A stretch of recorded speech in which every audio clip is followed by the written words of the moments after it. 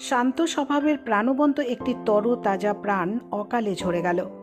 পেশায় আইনজীবী ওই তরুণীর ঝুলন্ত দেহ উদ্ধার ঘিরে শোকস্তব্ধ আইনজীবী মহল। কান্নায় ভেঙে পড়েন তরুণীর মা। মৃত যুবতীর নাম কেয়া দত্ত। তার বয়স ২৬ বছর। তিনি পেশায় আইনজীবী ছিলেন। শিলিগুড়ি আদালতে কর্মরত ছিলেন তিনি। ওই যুবতী শিলিগুড়ি পুর নিগমের স্বাস্থ্য বিভাগের মেয়র পরিষদ দুলাল দত্তের ভাইয়ের মেয়ে। ঘটনাকে কেন্দ্র করে ব্যাপক চাঞ্চল্য ছড়ায় এলাকায়।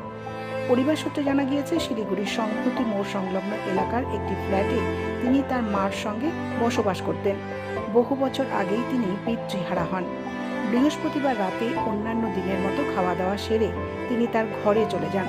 তবে গভীর রাত আনুমানিক ১:৩০ নাগাদ তার মা তাকে কোনো কারণবশত ডাকতে গেলে তার কোনো সাড়া শব্দ না পেয়ে প্রতিবেশীদের ডাকাডাকি করেন তিনি। পরবর্তীতে সকলে মিলে তার ঘরের দরজা ভেঙে যুবতীকে ঝুলন্ত অবস্থায় দেখতে পায়। তড়িঘড়ি তাকে উদ্ধার করে শিলিগুড়ি জেলা হাসপাতালে নিয়ে আসা হলে কর্তব্যরত চিকিৎসক তাকে মৃত বলে ঘোষণা করেন। শুক্রবার তার দেহ শিলিগুড়ি জেলা হাসপাতাল থেকে ময়না তদন্তের জন্য উত্তরবঙ্গ মেডিকেল কলেজ হাসপাতালে পাঠানো হয়। আইনজীবী সুস্মিতা বোস মৈত্র বলেন, আমার কাছে জুনিয়র আইনজীবী হিসেবে বেশ কিছুদিন ধরে কাজ করত কেয়া খুব শান্ত স্বভাবের ছিল। এমন ঘটনায় আমরা হতবাক। তবে কী কারণে এই ঘটনা ঘটালো তা আমাদের কারুর জানা নেই। এদিকে জানা গিয়েছে পরিবারেও কোনো সমস্যা ছিল না। তবে কী কারণে তরুণী এমন ঘটনা ঘটালো, এই সমস্ত কিছু জানতে তদন্ত শুরু করেছে আশিঘর ফাঁড়ির পুলিশ। জানি না,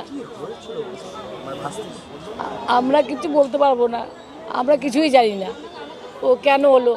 রাত্রি 7টার সময় আমরা ওর বাড়িতে গেছিলাম, রাত্রি 12টার সময় ওর দিদি ওর বাড়িতে গেছিলো, তখন ও ভালো। তারপরে ও রাত্রি 2টোর সময় এই ঘটনা ঘটালো কী করে আমরা কিচ্ছু বলতে পারবো না। রাত্রে কী হয়েছে না হয়েছে কিছুই বলতে পারবো না আমরা।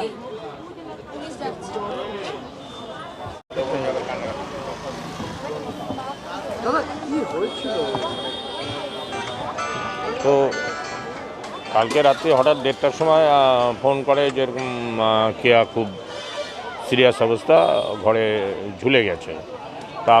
তা আমার বাড়ি ওদের সাথে লাগানো বাড়ি, ও আমার ছোটদার মেয়ে। তা আমি সংহতি মোড় দিয়ে ঘুরে ওদের বাড়ি আসতেই দেখলাম ওরা বাড়িতে যে ফ্ল্যাটে থাকে সবাই মিলে ওকে নিচে নামিয়েছে দরজা ভেঙে। সাথে সাথে আমি হসপিটালে নিয়ে আসলাম। ডাক্তার দেখে বললো যে নেই।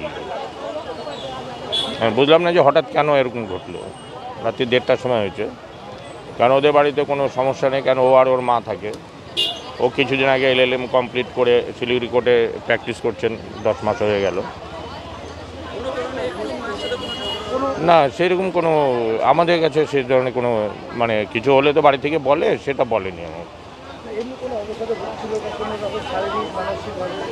না, সেটাও আমরা বুঝতে পারিনি, কারণ আমার সাথে তো ডেলি দেখা হতো না। আমাদের পেছনের ঘরটাতে ওরা থাকতো আর কি, মানে আমাদের যে পুরানো বাড়ি ফ্ল্যাটটা সেখানে ও থাকতো। আমি তো পাশের বাড়িতে থাকি। তো এবারে ওই আমাকে অফিসে 4-5 দিন আগেও গেছিলো, যা বললো ওই আমাকে 2-4টা কেস পাঠিয়েও। তাই মানে তো ভিজিটিং কার্ড করে অফিসে দিয়ে যাস, তাহলে সুবিধা হবে। ও তো ছোটোবেলাতেই বাবা মারা গেছে, ওরা 2 বোন। হ্যাঁ, শুধু মাইও থাকে।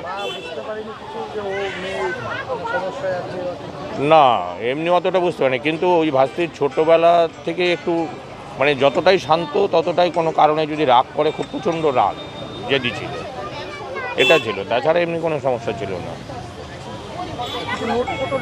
না, আমার ছোটদার মেয়ে, ভাতিজি, কেয়া দত্ত, সংহতি মোড়ের পাশেই। এই ব্যাপারটাতে একদমই না, না আমরা এটা মানতেই তো পারছি না, মানারই ব্যাপার নেই কোনো, বলতে পারছি না। আপনারা প্লিজ, মানে এগুলো সমস্যা ছিল না, কোনো সমস্যা ছিল না, কোনো সমস্যা ছিল না। সেটা এখন কার মনের ভিতরে কি আছে সেটা তো বলতে পারবো না, না আমরা একদমই বলতে পারবো না। কেয়া দত্ত, কৌশিকী দত্ত।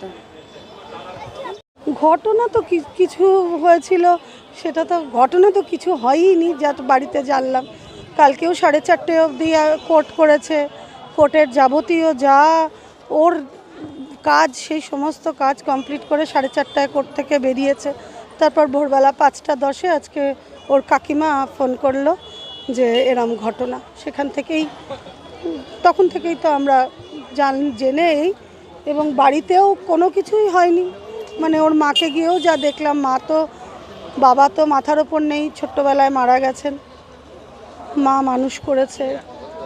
এই এত অল্প বয়সে মানে এই ধরনের জীবনযুদ্ধ থেকে পালিয়ে যাওয়ার যে সিদ্ধান্ত নেওয়া, মানে এটার মানে মেনে নেওয়া যায় না। আমরা মা তো পারবেই না। আমরা মানে আমার কাছে যে 10 মাসও কাজ করেছে না, খুব সিনসিয়ার এবং শেখার যে আগ্রহ, মানে একজন গুড লয়ার হতে গেলে যে আগ্রহটা দরকার, আমি ওটা মানে অ্যাজ এ সিনিয়র ওইটা ওর মধ্যে খুঁজে পেয়েছি, এটুকুই বলতে পারি। 26 বছর।